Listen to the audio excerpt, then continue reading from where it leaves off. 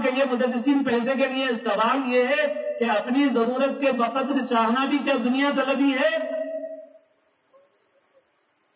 آج سے 10 سال پہلے اگر میری تنخواہ 10,000 تھی تو میں اس تنخواہ میں سے 1,000 روپے کی چٹھی ڈال سکتا تھا اور بچت کر سکتا تھا۔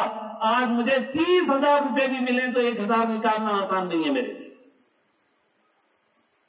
اور یہ کیوں کہہ رہا ہوں میں؟ کیونکہ ہم مدرسوں سے لگے ہوئے ہیں، میں قلب شہر میں بیٹھا ہوا ہوں اور میرے سامنے عملی نمونے ہیں، میں دوسروں کے قصے کہانیاں نہیں بول رہا ہوں۔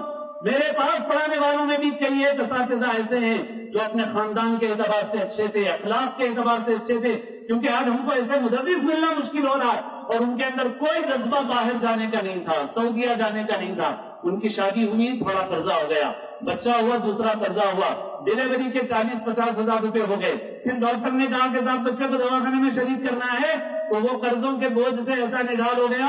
میرے ساتھ ہیں ایسے واقعات کہ مجھے ان عزیزوں نے کہا مولانا اب وہ برداشت سے باہر ہو گیا، اب خاندان پورا پیچھے پڑا ہوا، باہر جاؤ۔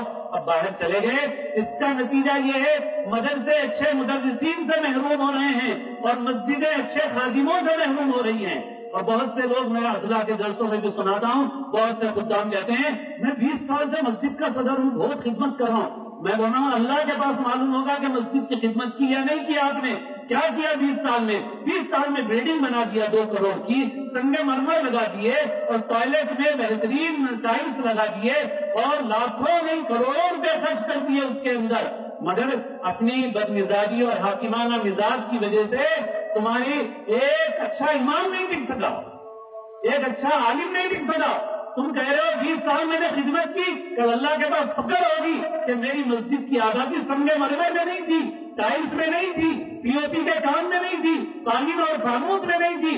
تمہاری بدمزاجی، تمہارے حاکمانہ انداز کی وجہ سے، تمہارے جاہلانہ طور طریق کی وجہ سے میری مسجد اور میرا گھر اچھے خاتموں سے محروم رہا، اچھا حافظ نہیں رہ سکا، اچھا امام نہیں رہ سکا، اچھا خطیب نہیں رہ سکا۔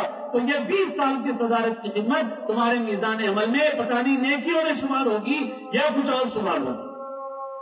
اور میں یہ کوئی جیسے پھر عرض کر رہا ہوں، بس ختم کر رہا ہوں اپنی بات کہ میں کوئی اماموں کی یونین نہیں ہے میری، اور میں کوئی نمائندہ نہیں ہوں، میں کوئی اماموں کے لیے نہیں کہہ رہا ہوں، میں بخدا کہہ سکتا ہوں آپ سے، میں صرف اس لیے کہہ رہا ہوں کہ اس صورتحال سے اچھے افراد سے امت محروم ہو رہی ہے، مدرسے محروم ہو رہے ہیں، مسجدیں محروم ہو رہی ہیں، اور یہ نقصان اماموں کا نہیں ہے، یہ نقصان مدرسوں کا نہیں ہے، یہ نقصان امت کا نقصان ہے۔